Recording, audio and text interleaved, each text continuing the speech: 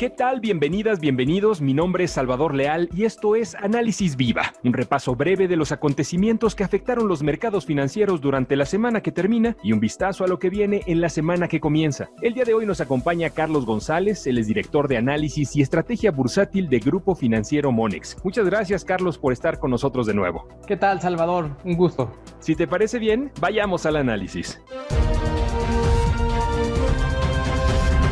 Esta semana, la nota que dio el Banco de México durante estos días fue los datos de la encuesta de expectativas. Platícanos un poco cómo lo vieron ustedes, Carlos. Sí, bueno, lo que observamos en esta encuesta que hace el Banco de México, vimos dos cambios principalmente. El primero de ellos tiene que ver con la variación del PIB para todo el 2020, cuya mediana pasó de un estimado de caída para este año del 8.8% a un nivel del 9.9% de contracción. Por otro lado, la inflación para el cierre de año pasó de un estimado que se tenía de 3.59% a niveles de 3.73% para la inflación subyacente, y para la inflación general pasó de 3.34 a 3.61. Es decir, estamos viendo que el consenso de los analistas están previendo un escenario mucho más negativo de lo que se tenía previamente estimado, mientras que la inflación se ha modificado ligeramente a la alza.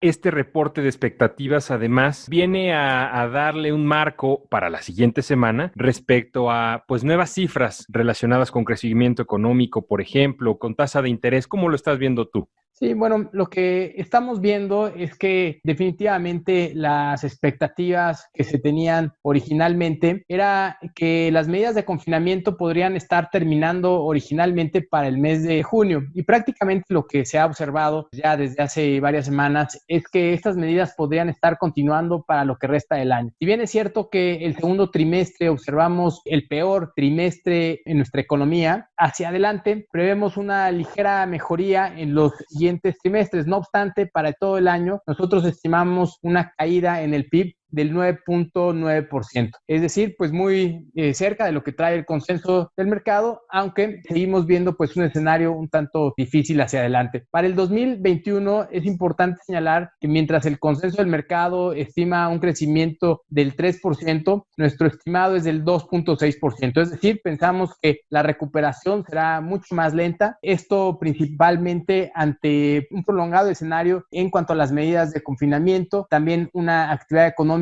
mucho más lenta. Por otro lado, también es cierto que no hemos visto apoyos importantes que permitan amortiguar esta caída y pensar en una recuperación mucho más rápida. De esta manera, nuestro estimado para el próximo año apenas es del 2.6%, lo que prácticamente dista mucho de alcanzar los niveles previos a la pandemia. Por otro lado, también en cuanto a la inflación, lo que hemos observado es que justamente la inflación subyacente, si bien se ha mantenido dentro del rango de Banco de México entre el 3 y el 4%, ciertamente vemos algunas presiones, de tal forma que podríamos pensar que hacia finales de este año, la inflación general se ubicará en niveles del 3.5% y la inflación subyacente en niveles del 3.63%. ¿Esto qué quiere decir? Que pensamos que Banco de México pudiera bajar la tasa de interés en la próxima reunión, que justamente se dará el próximo jueves. Consideramos que Banco de México podría estar bajando la tasa de interés a niveles del 4.5%, y probablemente con esta decisión termine el ciclo de bajas, manteniendo las tasas en estos niveles, en el 4.5%, para durante 2020 y probablemente durante todo 2021.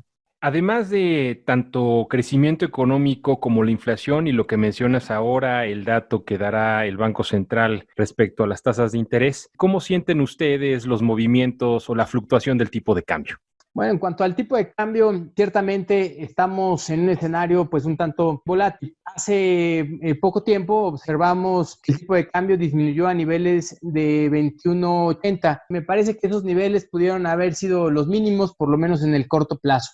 Hacia adelante vemos varios temas importantes. Por un lado, vemos factores de tipo estructural que podrían hacer que el tipo de cambio se mantuviera en este rango, en la parte baja entre 21.80, 21.90 y probablemente en el rango alto cercano a 22.30, 22.50. Es un rango un tanto amplio. Esto obedecería principalmente a algunos factores que se han dado recientemente, entre ellos pues datos positivos en cuanto a balanza comercial, también favorables datos relacionados con remesas y con reservas internacionales, lo cual podría estar favoreciendo por lo menos en el corto plazo a nuestra divisa. Adicional a ello, comentaría que hemos observado en las últimas semanas, incluso meses, una salida de flujos que probablemente pudieran encontrar algunas oportunidades en nuestro mercado y pudieran de alguna manera regresar en el corto plazo, haciendo que el tipo de cambio permanezca mucho más estable. Adicionalmente, diría que cerca de los 22.80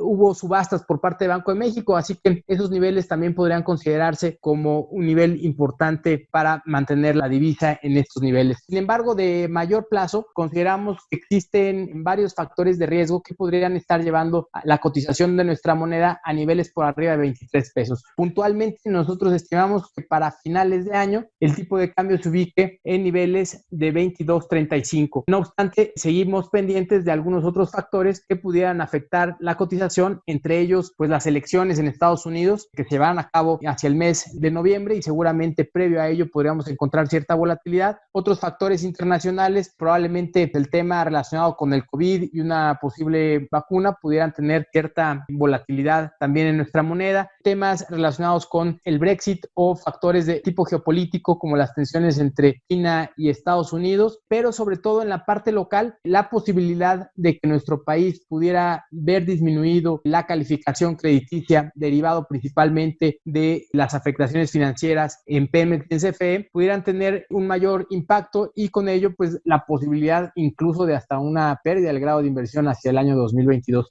Así que me parece que todavía hay varios factores que podrían estar generando volatilidad en nuestra moneda. Carlos, muy interesante lo que nos platicas en esta ocasión. Te agradecemos mucho por acompañarnos el día de hoy en Análisis Viva. Al contrario, gracias Salvador por la invitación. Un saludo a todos. Él es Carlos González, director de análisis y estrategia bursátil de Grupo Financiero Monex. Y a ustedes que nos escuchan, muchas gracias también. No olviden suscribirse a nuestro podcast en las distintas plataformas que tenemos disponibles y compartirlo con todos sus contactos. También los invitamos a que nos sigan en nuestras diferentes redes sociales y que entren a nuestra página de internet viva.mx para la información más completa del mercado de valores en México. Análisis Viva es una producción de la Bolsa Institucional de Valores.